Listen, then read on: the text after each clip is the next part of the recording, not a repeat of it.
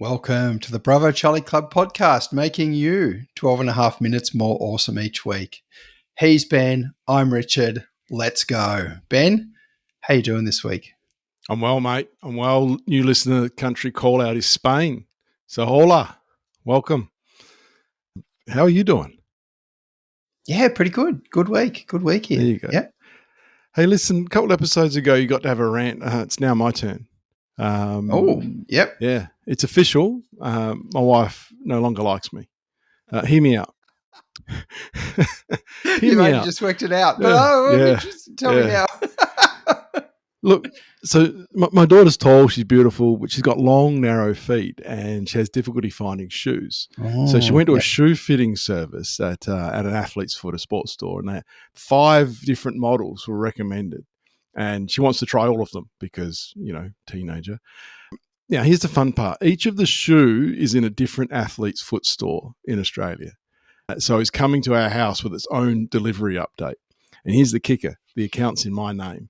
In the last 48 hours, I've had 25 updates on shoes being delivered into my house. I know she listens to this podcast. This is deliberate. And it's grounds for divorce. It's grounds for divorce.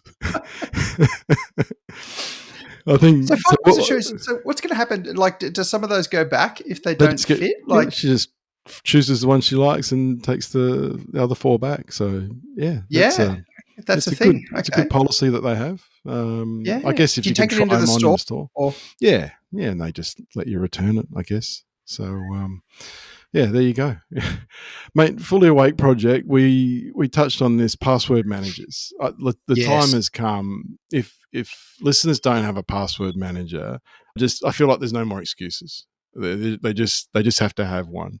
We were talking about scams and things recently, but cyber attacks are just going to grow and grow. That's where the real danger is.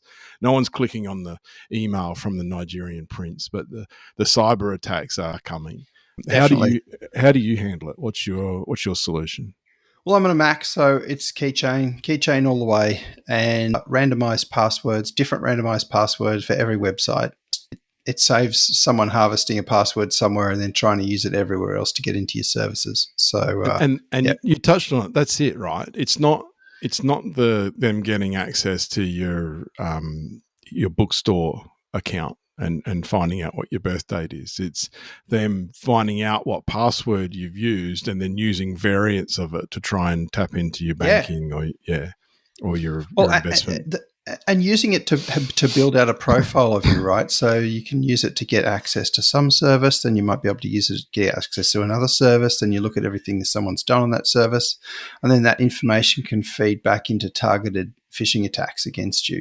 Hey, called you from this service and saw you over here and blah, blah, blah, blah. It just helps fill out their profile of what you look like a lot more.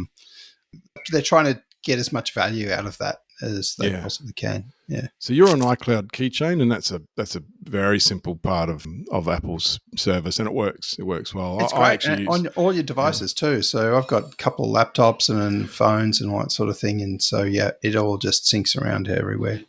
With the caveat being they all have to be Apple devices. So for that reason, yes, that's right. Yeah.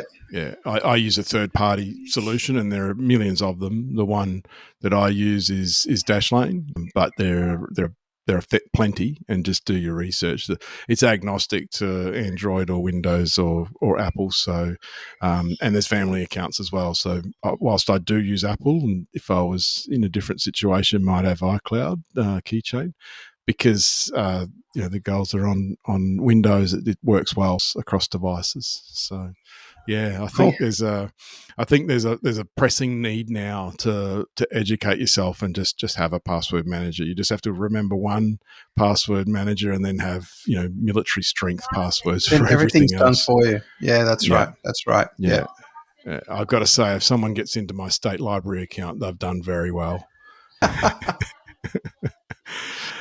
Travel tip of the week, mate. A couple of quick ones from me. don't travel with a power bank. I've just noticed that the aeroplanes have become a little bit more sensitive about these things, and something about them heating up or whatever. It sounds like bad news, but I just use my laptop even in sleep mode. It's a Mac, but the battery's still active. You can charge your phone easily. So there's a quick and dirty travel tip. What have you got? Nice. Well, I mean, I found out recently that you can actually take a razor on the plane and carry on. So razors are no longer dangerous, or no longer dangerous. Yeah. Yes, sir. You're not going to shave me, are you? Yeah, that's right. No. Does Gillette know that their razors no longer cut? Like, yes, maybe they've petitioned the government for an exemption or something or other. I'm not sure, but yeah, I had to travel recently on a longer trip, and I thought, I'm going to need to shave when I get there, and so I risked it. I rolled the dice, and it was fine there, fine coming home. So there you go. Oh, well solved. My solution is just to not shave, but I hear you, and I'm going to test it out. Hey, listener CE has written in. He's got 2 questions for us, mate. Which side of the footpath or the corridor or the stairs should you walk on? And he's not talking necessarily about Australia. He's talking internationally. Is there a rule? He's given us a thought, but I'm just wondering. There is totally. There is a rule. Yeah. Okay. There is a rule. Yeah. Go on. Well, I mean, it's the whole side of the road thing. I think that's the only sane answer there, and particularly on escalators and things like that, coming out of subways and train stations. Often they can be super long, and you'll park it. Well, in Australia, you'll park it if you're on the left, and you're walking if you're on the right. Same overseas, it's around the other way. Unless you're in London, then it's like Australia. I think the smart, polite nations, Singapore gets a call out here. They actually paint the feet on the escalators, and so you know. Yes. And I can tell you that those feet are so small that one of my feet fits on top of both. Covers the whole thing. Yeah, but it's very clear that you should be on the left in Singapore. So that's good. And the follow up question is it H or H? Where do you sit on the H versus H? H. I think I'm an H. I think I'm H rather than H. Very Cockney. Yeah, okay. I'm a H. All right, governor. Yeah. I stay in hotels, not hotels. But hotels. I think I stay in hotels. Hotels. Yeah. Interesting. Do you remember I made a call out to mates a couple episodes ago and just, said what some great things people had done for me?